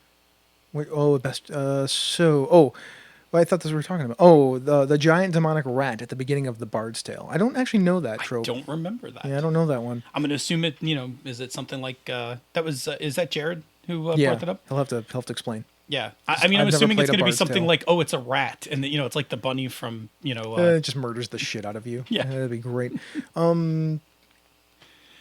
Rules lawyers, that's a trope. You're in a tavern and X approaches. I mean, you're in a tavern is like one of the ultimate RPG tropes. It should just be you're in a tavern, ... Exactly. I love you're in a tavern, man. I mean, here's the thing. Dragonlance launched an entire book series off of You're in a Tavern. Yeah, but they did, that's called doing the trope right? Yeah, well, I mean... Because it wasn't the first time they went into a tavern together. It's not even the first time they've been in that tavern. Yeah, they came back there to meet. So it's not you're in a tavern, it's that we're meeting in a tavern, right? Like, that is much better. Yeah, but here, they come to meet, but that's not the catalyst for the story. They're in the tavern when Goldmoon and what's-his-face show up. Riverwind or yes, River... that's the... Like, Somebody up to that point, they're just, like, chatting with each other, like, hey, how's the world? Well, pretty fucked. Hey, why do you have hourglass eyes and are all skinny and gold and weird and, that kind of thing. And, hey, where's my girlfriend? Like, that's the opening of it until Goldmoon and the blue staff. Yeah, and then it's let's go out the back door. And that's the call to action. They take it. Tanis takes it, leads them out, and then, adventure ensues. Right. Like, where's my shit, Tasselhoff? Like, I mean, that's basically the whole book. Where's my shit, Tasselhoff? That is not the whole book. Come on, man. That's not the whole book because, that's, at some point Sturm gets killed by Kitara. Spoilers on. In one of the greatest paintings in fantasy art it's ever. True. The Death of Sturm. Oh, God. That's an Elmore print. I have always wanted that print. And yet before that, and sometime in the previous bunch of time, he found time to have sex with Kitara and have Steel. Yeah, good job, Paladin. On a moon. He's not a paladin. He's a knight. They have a code. They're not dedicated to gods. He would have been. He's certainly not a paladin doing that shit. Yeah, I mean, obvious hint man, not hitman. Oh yeah, yeah. Obvious hint man. I mean, clue delivery. We don't know what to do. Clue delivery mechanism. Oh, that's good. Thank you, clue delivery mechanism. All right, so that is the chat room for life. Thank you for that stuff. I appreciate it. Thank you, Senda, for being on top of that. Yeah, and they're doing it, and they're having fun in there tonight. They really are. I can see the chatting going on back and forth and all over the place. I also like that. So Senda's in our show notes right now, and her icon is a narwhal. Yes, it's great. It's a narwhal icon. Okay, let's get back to what's going on here. So, treating role-playing games as its own unique form. So, because of what we need to remember, that role-playing games are their own form of entertainment, and not compare them to other kinds of games, we should probably talk about how to do that. And that's what we're going to do now. Yep. So hit me with the next one. So what should we take from other entertainment? Well, the first thing we should take is tropes. Yeah, tropes are pretty portable. I mean, they are in a lot of ways, they're the Lego blocks of gaming for us. Yeah. They're in a lot of ways are the Lego blocks of storytelling. Yeah, they're they're totally usable. Yeah, and I don't know if they always used to be. Like, I assume they would, because most of the time, the way that things go is that writers, people who create stories, even movie makers, they go and they watch tons of this stuff, and they start trying to make these things. Yeah. Or write tons of stuff, read tons of stuff, and then try to write these things, and they start emulating the things that they know, and those are basically tropes. So. Once you have those tropes under your fingers, you can start then, it's like anything else, you can start putting them together in new and interesting ways for you. You can start subverting them, reinventing them, building upon them, combining them. Oh man, I go through this process every time I'm about to run a game where I start to consume media that's like about that, and what that is, that's trope identification and collection. Yeah, it gives you a color palette Yeah, like to make another art reference. I mean, before I ran Knights Black Agents for us, like I went back and watched all the Bourne movies. I watched Ronin, The Italian Job. Like I watched a bunch of those things, and once you start watching them, like you start to pick the things like, oh, these are the things I need to have in my game. It's true. Yeah, absolutely. Because Yeah. these are the things that will make my game feel like the game. Yeah. I mean, whatever the pitch was for the game, Jason Bourne vs. Vampires. Right. And you know me, I mean, genre emulation's a huge deal for me. Yeah, it is a kind of a huge deal for you. It's actually a huge deal for certain kinds of games. And I actually am going to call them a large swath of games in a second. I mean, it's funny because you say that, but like like the reason I like DCC is genre emulation. What genre is it emulating? It's emulating D&D. Like it is D&D, but it's like it's so random. It's so purposely random, like purposely by design random, and has even weirder dice than my weird dice games.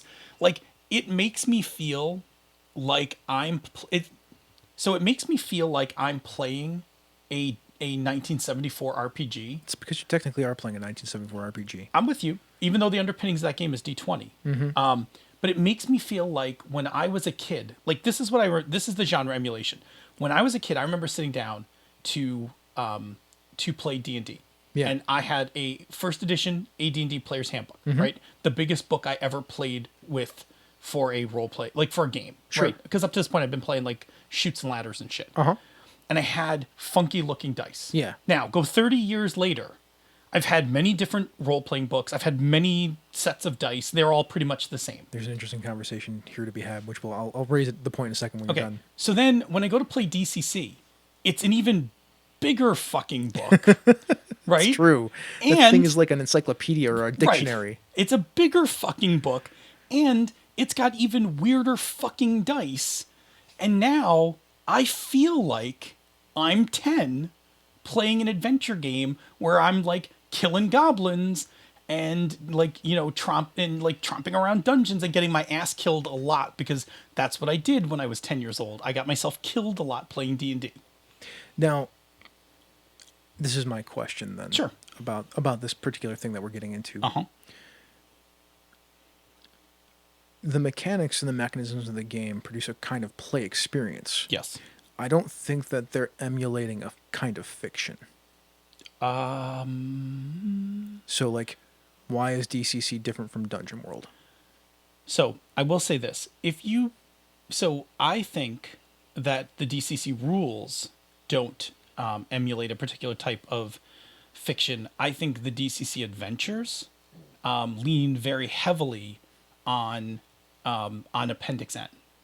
In fact, some of the things I've heard, like listening to Spellburn and stuff, is that writers for DCC often have to either are given or come up with one or more Appendix N books to kind of mine the tropes out of and come up with their thing. Like, so I are think, we still talking about tropes? Is that what we're still talking about? That's how we got started. We're not talking. I derailed us. Yeah, we're not talking about fiction simulators yet. No, which is no, the thing that I want to talk about, which we're going to get to in a second. We can move over. I think we should talk about the fiction simulator thing because that's what we're talking about at this point. Yeah.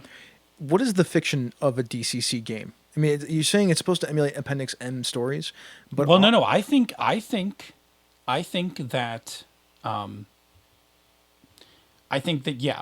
there is a heavy Appendix N flavoring, because that's very much a part of DCC, and I think that the thing it's supposed to emulate is kind of that that OSR feel. Here's what I will say. I don't think DCC is emulating a fiction. I think DCC is emulating an old game. Yes, I think those are different things. I think DCC the rulebook emulates a game. I think the DCC modules attempt to emulate Appendix N. Even though those things kill people. Well, see, that's the big difference. Wait. This is the part where we're not supposed to compare story to role-playing games because they're very different types of entertainment. I'm not disagreeing with you. So then I would say, to say it correctly, the DCC modules take tropes from Appendix N, but play them to that form of entertainment. Sure. Okay.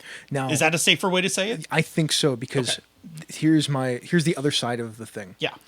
I think that a lot of Powered by the Apocalypse games and story games, as we call them, story in quotes, because all games are technically story games. They produce some kind of story, are really just fiction simulators. I think what people consider the indie market are fiction simulators. They are Our Last Best Hope does Armageddon, the role-playing game. Mm-hmm. Damn the Man Save the Music does the Empire Records. Mashed. MASH does the TV show MASH. Yes. Like, they are simulating that fiction. Yes. Yeah, they're not just emulating it. They're not giving, and everything in the game isn't trying to create a game from a previous age. Yeah. Or just adopt tropes from previous stories to create a game space of the previous age. They are actually creating a engine to make story. Yeah, I mean, I think that's, I think I would wholeheartedly agree. I think Action Movie World falls into that fiction simulator because it very much is pushing on creating a 80s, 90s action movie feel. Yeah, the end result is that, right? Yeah, absolutely. Instead of an experience like, did I survive the dungeon? Yeah.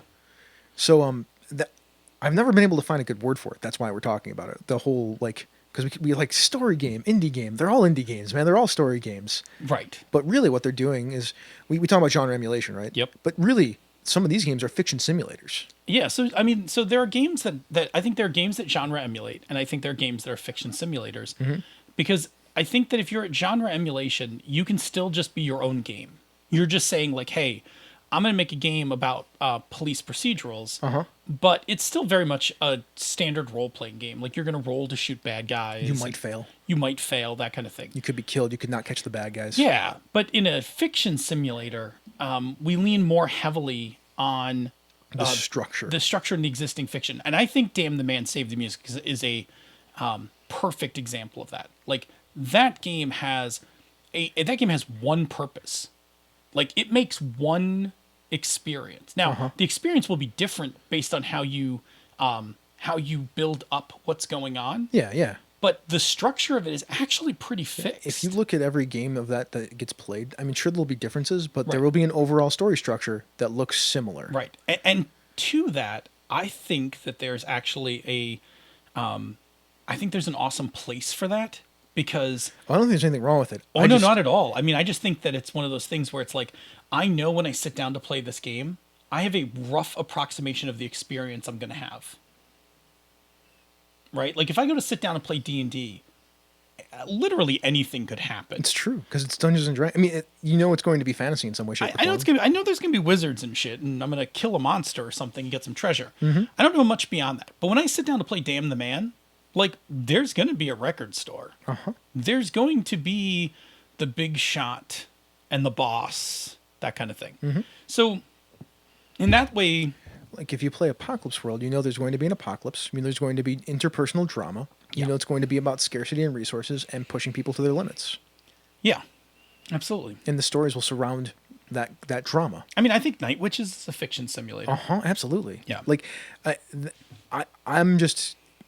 We never had a word for it.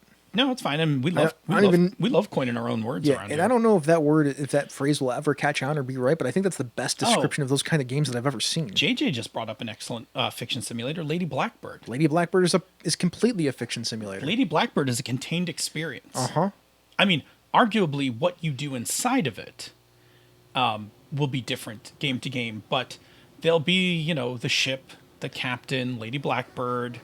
And I mean, sometimes people subvert that and are like, no, we're going to do this like crazy thing. But most people who play Lady Blackbird with Rich Rogers, because I don't know if anyone else runs Rich Rogers may have run all the Lady Blackbird there has ever been run in the universe. No, that's not true, but it's close enough. It's like 90% of it. Right. Like if you made a pie chart, like there's a little slice of everyone else who's run Lady Blackbird. And then Rich Rogers. And then Rich Rogers has run the rest of Lady Blackbird. Pretty much. What you want to do, people, is just seek out Rich Rogers and have him run Lady Blackbird for you. It is its own experience. Now, here's another thing that I'm going to say that may be crazy to other people. those story structures that we talked about earlier, Uh-huh. I don't think anyone should ever try to emulate them in play. I think you should emulate them in design. I think that story structures, I think I agree with you completely. I think story structures work great when you say, okay, this is how I think I want the story to go. Uh-huh. But I think, as we all know, and I talk about this a lot in the trilogy, the Game Master trilogy of books, what we prep and what we play are often two very different things. And so in your prep, if you've made yourself that story structure because it helps give you a picture in your head to start with, that's okay. Yeah. But what your game's actually going to look like is probably not that story structure, unless you have taken a very heavy hand to make it stay there. Now, the other thing along with that is that a lot of times this idea of story structure is something that we look at after we're done with the story. It's not a thing that we often, I mean, when you're a writer and you've written your story out, you can go back and edit it to make sure that stuff works. Yes. But when we're playing role-playing games, we don't really have that option. No. So the better thing to use to help you with keeping your story moving in a way that makes sense and is satisfying is story beats. I talk about story beats all the time. Well, I mean, I think story beats are super important. It's because it's a smaller unit of vision to see what's going on. Yes. And you can actually measure that by seeing what your last 3 story beats were if you want to. Yeah, go look at your scenes. Yep. Yeah. And that's why that book, Hamlet's Hit Points, is so important, because you can see what the beats of your story are, and really that is a really solid way to measure how your stories are going, how the game is proceeding, and maybe what you need to do next. Yeah, and I mean, we've talked about this a little. Like, it's easier to analyze it post than during. But you actually had a good tip one day about how to do it during, which was if you had like a set of cards. Yeah, you have the arrows on them. Yeah, it's not really my tip; it's Robin Law's tip. Yeah, so. yeah. Well, hey, that guy's pretty good. Yeah. You could You could then put behind your screen, if you're playing with a screener next to you or whatever. You could put them on there so that you could see where you're, you could watch your beats. Yep, you can see what your last few beats are. Yeah. If they're up beats or down beats. How does he not put a thing on drive-through cards where, like, for 99 cents you could buy those cards? I don't know. Why haven't... Well, we can't. We're not allowed. We don't own the rights to those symbols. Seriously, That's Robin? It's not Robin's gameplay, right? Oh, well, then Right? even more so. Isn't that who published that book? Yeah, guys, that's like free. That's money on the table. Jeff Tidball. I would buy that and put that on my table. I totally would. Yeah, I'm waiting for people to argue with me, but nobody has so far, I don't think. Anyways. There are a couple of people asking me to sharpen up the definition on Fiction Simulator, but I know where you landed with this one. I agree, because the games you're naming are games that, like I said, I think you landed solidly with Damn the Man. Mm-hmm. Very much. That's a very specific type of role playing game. It really is. Yep. Somebody asked real quick: is Call of Cthulhu genre emulation or fiction simulator? Call of Cthulhu is genre emulation. Yeah, it's emulating the horror genre. Because it's not producing a specific kind of story. Right. 10 Candles produces a specific kind of story. That is a fiction simulator. And that game is a fiction simulator and a punch to the gut. It really man. is. Oof. Yeah. You know what gets me about that game? The ending, like, when you start the game what the ending's going to be, and yet it kills you by the time you get to it. That recorded message, it's rough. Oh my god, oh man, like, I mean, I played a jackass character. I mean, I basically played Malcolm from Jurassic Park. Yeah, absolutely. But, like, you listen to the opening message and then you like how it ended, and it's just like, oh, what the hell? But that's a game that very much is producing a specific experience. It is not only it is completely crafted and, like, I don't even want to say railroaded, but there's not a lot of room for navigation inside 10 Candles. Like, you are on a ride. You really are. I mean, it's a fun ride. It really is. But it is like, it's locked down. And bring a fire extinguisher. Yeah, other fiction simulators. Like, we were talking about a lot of one-shots. Final Girls one. Final Girls, very much a fiction simulator. When we start to get some other games, we start. Senda, One Last Job. One Last Job is totally a fiction simulator. Totally a fiction simulator. It is producing an exact experience. Now, I mean, Senda's kind of been the expert on subverting but it plays the same. It plays a specific. Yeah, it does story. the same thing. She's just subverted the genre. Yeah. So it's basically simulating a fiction. Oh God, man, the chat room is on fire. Are we saying that to really do a fiction simulator is probably not a game that could be a campaign? That's not true. I'm going to say would not true no. because Mashed and Night Witches are two good examples of games that could easily be a campaign that are heavy, that are fiction simulators. I could also probably make the argument that Night's Black Agents is if you build it with the Conspiramid. Because you have the structure that you could traverse. I guess we're not supposed to be answering these right now. No, because they're going to be We're getting on yelled later. at to actually keep talking and Sorry. stop. Sorry, you Queenie. guys are really interesting tonight. Well, I guess we'll move on through this then. Okay. All right. That's all I wanted to do with Yeah. the take from other entertainment. Let's talk about how to play to the strengths of role-playing games. Because Right. there are a lot of strengths to role-playing games. And some of these won't sound like that, but Right. why don't you do the first one? Yeah, the first one is, listen, you have to just acknowledge this. RPGs as a form of entertainment, and, they are messy. Yeah, because we're doing initial drafts. Yeah, there's no editing on this. It's improv, it's randomized, it's all, it's that thing that we talk about constantly, like where the villain is down, the hero is standing over them, ready to vanquish them, and then rolls a 1. Yeah, right? Right? Like in a movie, that would never happen. But in a role-playing game, constantly. Constantly. Right? Like the wah-wah. Yeah. And then like the villain kills the hero. Right? Which is totally not what happens in the movie. Not at least not in movies other people watch. Movies I watch, I like that. Yeah. Because I'm dark with my black heart. Your heart's not that black, man. I mean, you have some interesting tastes, but I feel like it's just a black coating. But it's like a black coating with just a red loving heart on the Exactly, inside. right? You're like a fluffy pet. It's like an onion. You're like a fluffy panda bear. As long as you Aw. get past the grizzly bear outside. Yes. It's like that. It's like that. Yeah, so they're messy. They're wrong with messy, me? man. And sometimes that means that you got to like stop and back up and fix something. Uh-huh. Like that happens in a game. And it's okay. Yeah, some people freak out about that. Yeah, because Like we can't go like have you ever played with someone who like won't retcon? Yeah, they go, well, why not? Like what? Just fix it. At some point, because I used to be that person, like, because we're telling the story, we should Right. keep before. At some point, I was like, this is dumb. Right, maybe story isn't the thing we're telling here. Yeah, right. I mean, we are eventually. Yeah. But it's okay. I mean, like, Our story's weird. yeah. Once I realized how much first drafty these things were, like these games we play, then I was like, oh, it's okay. Yeah, there's that thing where it's like somebody makes a bad call. It's like, oh, let's go back and fix that. Yeah, because we want a better foundation to build off of in Yeah. the future. I mean, I do that a lot where I'll be like, whoa, back up.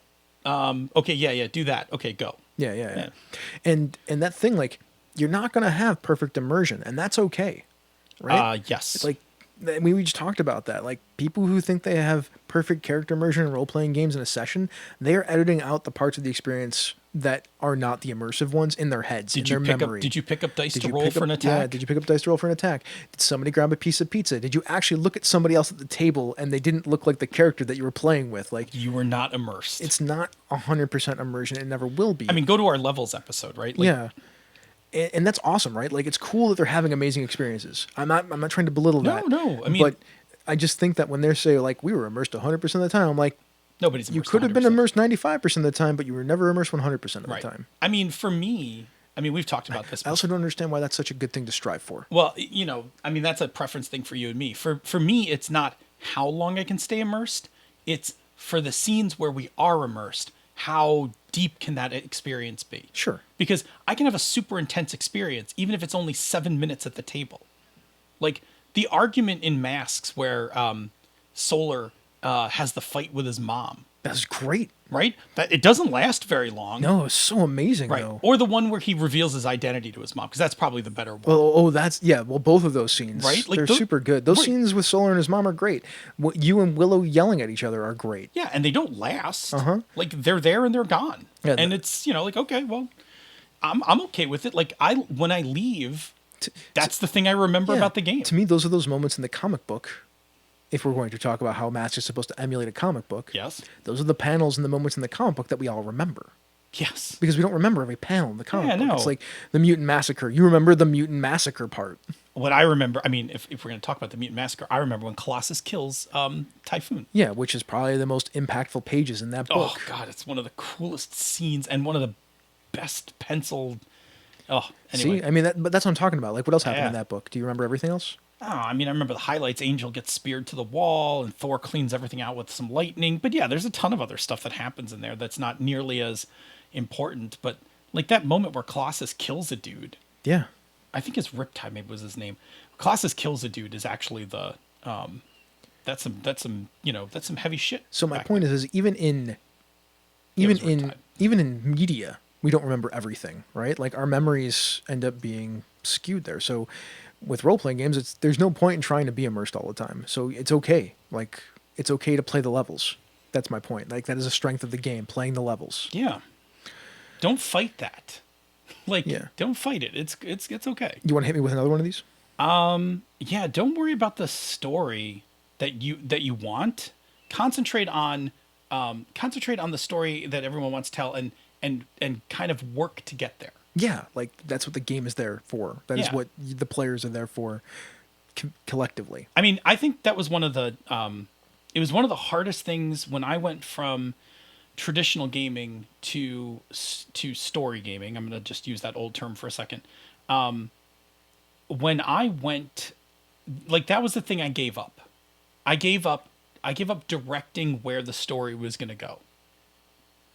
Because I did that for a long time. Like I was very much well, there'll be this scene, then there's going to be this scene, then there's going to be this scene, then there's going to be this scene. Mm-hmm. And the things I remember about that campaign, the most memorable moments is when those things didn't happen. Right? Like somebody did something I didn't expect and we went like off script and I was like, "Oh, it's so super cool." Uh-huh.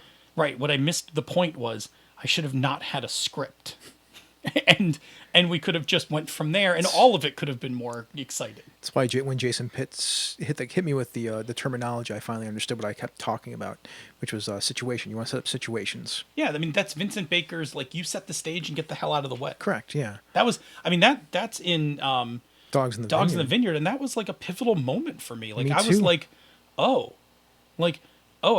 I should only put the problem on the table and not think of a solution. That's why it's one of the hardest things to write D&D adventures sometimes, because I'm always thinking about how to get to the next scene because I have to. Because that's how those that's how D&D works, which is hilarious for you because since the predominantly fantasy game that you run is Dungeon World. I run them both Now about I know the you same. do now, but in Dungeon World it's like, well, there's a thing. What are you going to do about it? Let's see what happens. I was just happy to prove to myself that you could run a whole campaign by doing, a quarter of, like, some people are like, how much prep time to play time do you use? Mine was like a tenth. Yeah. So I mean, the way I design games now, I design games with a series of problems with no solutions. yeah, right. Like here's five potential problems. You do something about it. I mean, I remember when I was younger, when I first started trying that stuff, and I thought it was cool. Like, here's a pit with fire in it, but and it's 20 feet across. You have to get across it to get Right. I'm not putting a bridge in here. Yeah. How do you do it? Like, someone's like, well, I'm a summon a weasel, one of my celestial weasels, throw him in this bag with a rope, toss it across, and have my celestial weasel tied around the thing. I'm like, all right, that seems that's legit. good. Yeah. I mean, that's very OSR. It's very OSR. That's that's that. D&D 3.5 is kind of OSR-ish in some ways, shapes, and forms if you let people be creative. Yes and no. I mean, I think you have to dump A lot of rules. You got to dump a lot of rules to get dump there. a lot of rules to get there. Okay. One more thing. Yeah. Metagaming is appropriate at times. It is. I mean, it's funny because the Pandas episode that I just did is all about controlling metagaming. Mm-hmm. I said at times. At times, yeah. Nothing wrong with the metagame sometimes. Well, yes, as long as you're not using the metagame to subvert or gain advantage. Correct. Yeah. So sometimes it's like, here's a good example of when metagame is good. Like, let's say we're playing Star Trek. Uh-huh. All right. Dangerous proposition. I'm at a table playing Star Trek. But let's say that an alien race comes up. And I can, as a player, say to other players, like, oh, yes, like, this race, this is the Packlids, and they collect stuff. They don't seem too smart, but they're, like, kind of devious and, are going to trap you and steal your technology. Mm-hmm. Now, as long as none of the players take that into play because their characters don't know that, we're fine. Like, that's a fine piece of metagaming knowledge. Yeah. It's only a problem when people start to be like, no, we don't let them on the ship because now we know. Well, you didn't know that they were that they steal technology, and now you're being arbitrary. Of course, in a regular Star Trek episode, of course they'd let him on the ship, Yeah. right? Like you're trying to gain advantage. And really, hopefully, there are mechanics in there that help that stuff go along. Like, oh, you played to the tropes. Here, have a reward. Make a roll. Make a roll. Yeah. I mean, that's when you can make a roll. See if you actually know that piece of knowledge. Yeah. That's all. That's next week's Pandas episode. Yeah. Cool. Metagaming. Well, that is our episode. That is us talking about role-playing games as entertainment. That was fun to actually do, kind of off the cuff. It's my. I know it's your specialty. I mean, I'm a little more. It wasn't. I'm super, a little more Felix to your Oscar. Dude, it wasn't super off the cuff. We had bullet points. We did. We had talking points. We did. Yeah. All right, let's go to the chat room for life before we move on. Favorite fiction simulators from the chat room? Yes. JJ, Lady Blackbird, and Bunnies and Burrows. I've never played Bunnies and Burrows. Me neither. I'm assuming it's like Watership Down, which I guess would mean the Warren probably falls into a similar. I never played the Warren, so I can't talk about it. I've actually played the Warren, but I don't actually remember reading Watership Down. So let's see. Rob Aberzato said Lasers and Feelings. Uh-huh. Yeah, Lasers and Feelings very much produces a funny Star Trek game. It really does, yeah. Yeah. Bluebeard's Bride, that's totally a fiction simulator, and it's brutal. That's a brutal fiction simulator, yes. Love and Justice. Yeah, Love and Justice. So Mom, I made the sex tape. Yep. I mean, I got to go listen to that. Like, I've heard some really good things. All right, let's move on to the next thing, which is this. It's the social media depository, where we talk about some stuff that's going on in the world. And today we're going to talk about the RPG a Day, Day 21. Which role-playing game does the most with the least amount of words? I thought that was a really good question. I mean, there was like a day or two before that was like a really weak question, like where do you get your old games? Oh, we didn't even ask that one. Yeah, where do I get my old games? Mostly from a box in the basement. Oh, that's funny, because you have them all from back in the day. Because I actually didn't keep all of them. I lost a couple that I really I would love to like reacquire, but I also don't want to pay like ridiculous prices. Because they are ridiculous prices. Just wait, and we'll get a new one at some point. Yeah. So I think this is a great question. An RPG that does the most with the least words. I didn't have an answer for this one when I asked it, actually.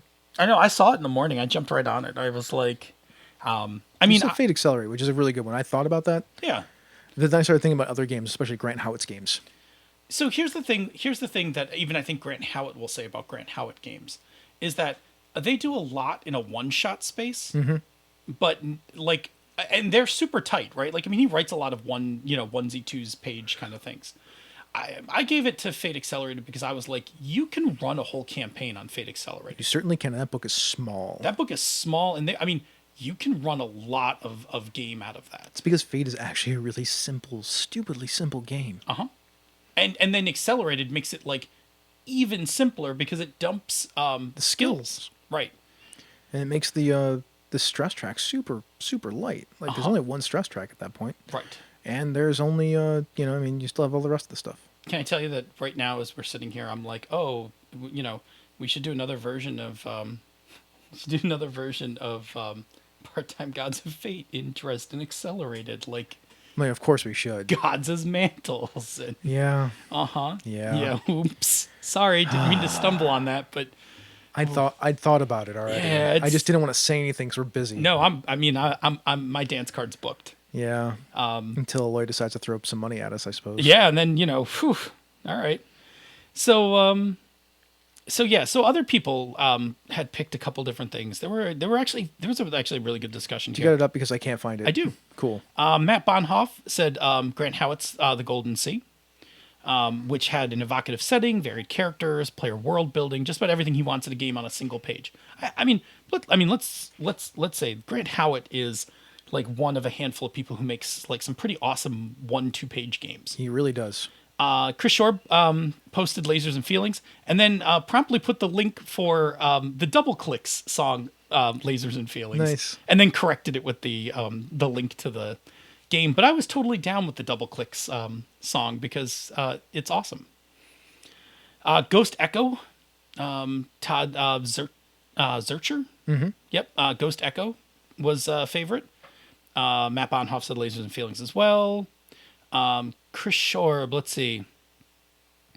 Oh, so Chris Shorb takes a stand with GURPS as doing the least with the most words.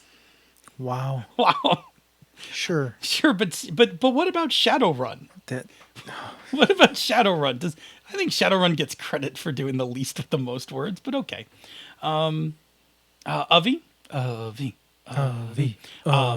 talked about Other Kind and Rhysis. Yeah, Rhysis is a super light game. Yeah, Rhesus, whatever, however you pronounce that. I've heard it pronounced Rhesus. Mo said UG, the role-playing game, the caveman role-playing game. You only say "ugh" and things like that. Good call, Mo. That's hilarious. Yeah, way to be clever. I'm super impressed with your cleverness there. JJ said Lady Blackbird. That's a super light game. Good one. And you can play more than one session with that game. Yep. That can be a mini arc. You can play like 3 or 4 or 5 sessions. Yeah, you totally can get them more than one session. Glenn and Jared jumped on with Fate Accelerated as well. Avi also mentioned John Harper's Wildlings. John Harper's the other person that I think makes good small games. Yeah, the stuff is super impressive, the things that those guys make. Rob went with the winner of this year's 200-word RPG challenge, Mechanical Oryx. Yeah, I don't know the game. I don't either. But, I mean, it won the 200-word RPG challenge. I mean, if Rob was here to be on the show, then he would just tell us. Yeah, seriously, Rob, when are you moving up to Buffalo, man? Come on up. I mean, it's nice up here. Yeah, I mean, you can come spell me for just a couple episodes. It's like every once in a while, I just want a couple in a row off. Yeah. And that's it. Then I'll come back. God, if anyone wants to come and hang out, like, just, if you want to come to Buffalo, like, we'll put you up and you just be on the show for a couple weeks. Yeah, I mean, and we could take you to the falls, do Yeah. some nice things with you. Yeah. Absolutely. You have to be good, though. I mean, we're cool with Rob. Rob's in. Yeah, absolutely. Yeah, absolutely. Hit the litmus test. If you're as knowledgeable as Rob Appizato. And as pleasing in person. Correct. Yeah.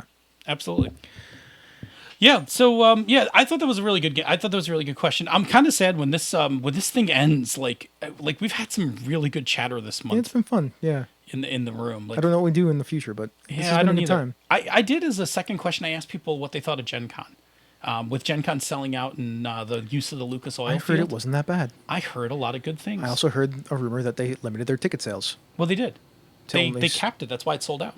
Yeah, but they hadn't in the past. No, I mean, well, because one, they never got up to. I mean, if you notice, this year in the press announcement, it was a 4% growth. Mm-hmm. It capped out at 60. Yeah. They've like, that's the thing. Like, they've had explosive growth over the last couple of years, but this was the year that they finally put a cap on it. Mm-hmm. And this is the first year that they got the stadium floor. Yeah, I know, right? Of Lucas Oil. And I think if Gen Con can keep achieving that, I think that's great. I think the real challenge is going to be securing Lucas Oil Field because preseason football and concerts both use Lucas Oil Stadium. It's true. Didn't they have a Moxie Fruitas concert in there, though? What's that? Wasn't the Moxie Fruitas concert in Lucas Oil Field, or was it somewhere else? They might be Giants. They might be Giants. And it was in sorry. the field house. Oh, okay. Just down the road. Yeah, sorry. So Lucas Oil Stadium, the actual floor was converted into table space. A lot of table space. By the way, we've made Rob Eberzato blush twice this episode. That's for Rob making me laugh last week. So there. So I thought that was great. I mean, it was good to hear because one of my fears was like this gets too big and suddenly like I love Gen Con, but I also sometimes don't love the logistics of going to Gen Con. It's nutty. It's super hard to stay downtown. And this year, like, I tried to get my normal hotel room, that place I stay outside. Uh-huh. I forgot in September to book it. Mm-hmm. I went in October, sold out. Wow. And I was like, are you kidding me? Wow. Like, that hotel isn't even downtown. No, it's not. So it's cheapish, though. It's super inexpensive. I guess a bunch of people figured that out. Huh? Yeah, somebody caught on to my plan, man. Man, your bathroom, your hotel, they're taking everything away from you, Phil. Damn the man. Save the Gen Con. Secret bathroom. There's a hack. Damn the man, save the Gen Con. Damn the man, save the con. Save the con. Except instead of Gen Con, it's like a super little con, QCC. There you go. Yeah. And then like some big game designers coming in. Oh man. Oh man, I'm just gonna stop. I have Shh, Phil. I have a whole idea. I'm not saying it on the mics. Oh, come on now. That's terrible. We can't do that. I know what your idea is. Nope, nope. All right, I cool. mean, I know who the rock star is. I know who the game designer is. I at too. least have two now. I Oh, have two? two. I have one. Okay, I have All two. right. We'll compare notes I later. suppose I could use the other one too in my head. I think you Interesting. probably know who I'm thinking about. Man, I wonder. Oh, God. All right. Well, we should probably move on. We're gonna move on, right? We have to move on. All right, Patreon shoutouts. That's where we're going now. Let's- Scott Robinson, thank you so much for being a patron. Thank you. GM Gerrymander, Eric Bonts, the Gator, Gator. Sean Edge Gilgore. Who's going to be on the show soon? I think next week. We got to check, right? Because Sean comes on the week before QCC. Yeah, because No. He'll be on the in 2 5th. weeks. Yeah, He'll be on the 5th when after Labor Day. yeah. All right, Eric Jeppesen and Wayne Palladian Chan. I Which, can't wait to see Wade. by the way, I was on Advantage to Insight, which will be coming out this week. Oh, nice. Yeah, we talked about adventure design, writing I adventures. know. When am should say. I don't know when I'm hanging out with Hobbs yet. Hobbs hasn't called me. Yeah, we didn't talk about adventure design. We talked about writing adventures. Right, Hobbs, call me. Like Hobbs, call Phil. I Just could be message I him. could be Hobbs' new friend. Yeah, right. Like- New friend of the OSR. Like new friend of the OS. Like I'm ready to come back. I need somebody to help me. I need somebody to help clear it up for me because 10-year-old Phil did not appreciate what was going on. Hobbs, call me, Hobbs. Okay. All right, you want to hit the chat room for life and then we'll blow out of this joint. Yeah, sure. And hit the after show. All right, first thing, Yep. and the only thing really, Avi the Jackal. Avi. I like to only use one stress track in Fate. Thoughts? Oh, I don't know. I love one stress track in Fate. Depends on the game. If there's kinda depends on the game. There's a specific reason that there should be another track. Like I don't necessarily think you have to have physical and mental, but if you have something like like for instance in Part-Time Gods of Fate, like Bonds, we made Bonds into kind of a stress track. Mm-hmm. And I liked that because I thought that was very genre emulating, right? Yeah. Like your relationships could take a hit. I'm just a fan of one stress track in Fate. And I even like the accelerated one more sometimes because it doesn't use that cups thing. It just uses the every box is worth one. The cups thing takes a few minutes to explain. Yeah. Like the box thing's a lot more intuitive. The cups thing takes like a few minutes. I mean, at least I have the cups thing now. Like it's Yeah. a lot easier to explain to people. So that is a thing for me. I like the idea now too of also if you want to give people more stress in those boxes, like some of them are one, you just put a 1 in some of them and you put a 2 in some of the other ones because that's how much stress you can put into them. Yeah. So that works for me. I mean, in I some think ways. I think one stress track is fine if primarily your game is about one thing. Yeah. But if your game actually has like a social thing and a physical thing, then I'm okay with both. Yeah. And Avi had a follow comment with one stress track. Insults cut as bad as blows do physically, which is a thing that I actually don't have a problem with. Like I love the idea of the musketeer fight. I love that in the musketeer fight. Yeah. I'm totally okay with Because the insults and the swordsmen fighting that are Yeah. quipping at each other, even the superhero fight in a lot of ways that. Right. works really well that way because the Spider-Man quips are almost as hurtful as the Spider-Man kicks. Yep. I mean, in something like another place where one stress track might be fun is a horror game where mental anguish and physical punishment, They are just the same thing. you're just leading to that inevitable doom. Yeah. And I'm with you, right? Like I really like one stress track in Fate, but I understand the design purpose of 2 Yeah. and sometimes 3. Yeah. I mean, 3 starts to get out there. Well, a little bit. don't we have 3? Like that's what bonds are. They're a stress track. They are, but one could argue that we could have Gotten rid of the. gotten rid of the other. We could have combined the other two. I don't disagree. Yeah, we could have totally combined the other two and just had Bonds as a second stress track. All right, ready to get out of here? Yeah, let's do it up. All right. Thank you, everyone, so much for listening to us this evening and whenever you're listening to this episode. If you are free on Tuesday evenings, 8:45 p.m. Eastern, 6:45 p.m. the Queen's Time, come join us live on Twitch where you can chat with other listeners in the ever awesome chat room for life You're awesome. and ask us some questions And you're welcome. and correct us. There was a lot. They correct us a lot of times. They do correct us a lot of times. And you're welcome, Queenie, because he said 6:45 the Queen's Time. If you cannot make it to the live show, check out our podcast each week wherever you get your podcasts and take a listen to some of the other shows in the Misdirected Mark Network, such as Down with D&D, Threats from Gallifrey, Advantage to Insight, Pandas Talking Games, Cypher Speak with Darcy and Troy, the Gnome Cast, The Streets of Avalon, which actually that's over, and Avanti will be starting soon, and Hobbs and Friends of the OSR. Call me Hobbs. You can and should also check out some of our brother and sister podcasts. She's a Super Geek, The Knights of the Night, the always amazing Gaming MBS, and I hear Talking Tabletop might be returning at some point in the near future. I mean, I heard Tracy Barnett was interviewed. Get ready to squirt some tears. I would love for that to happen. If it does, it'd be great. mean, I know why Jim's doing Satanic Panic APs and things like that, but he hasn't really been doing anything lately. no, I know, but I mean, But he's busy. I get it. I know, but I mean, his interviews are so They're super good. they're super good. Yeah.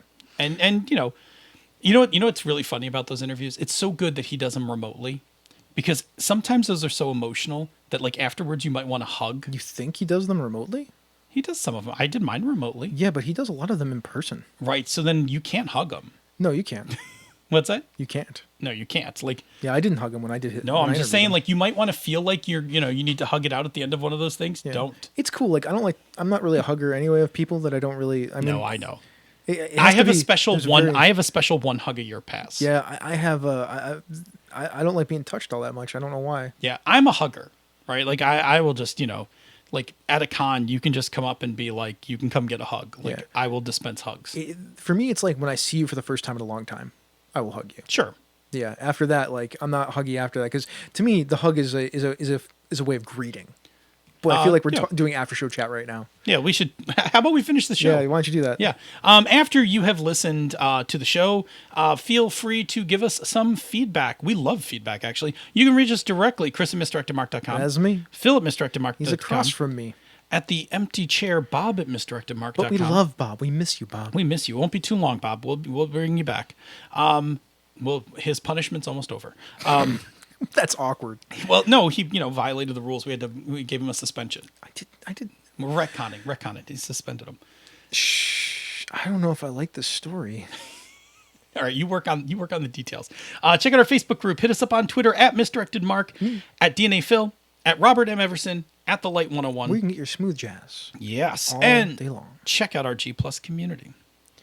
We had to make him go full ceviche and deal with some shit in Mexico. That's where we sent him. We sent him undercover. Yeah. That's it. It's way better story. Okay, we sent him undercover. Yeah. If you like what we do here and on other shows in the Misdirected Mark Network, you can support our Patreon campaign at patreon.com/MMP.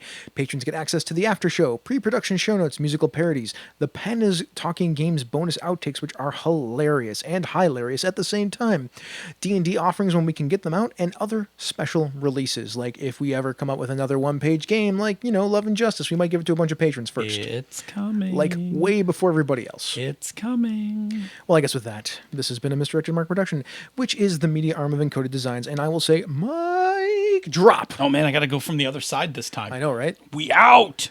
Mean right hook. Left.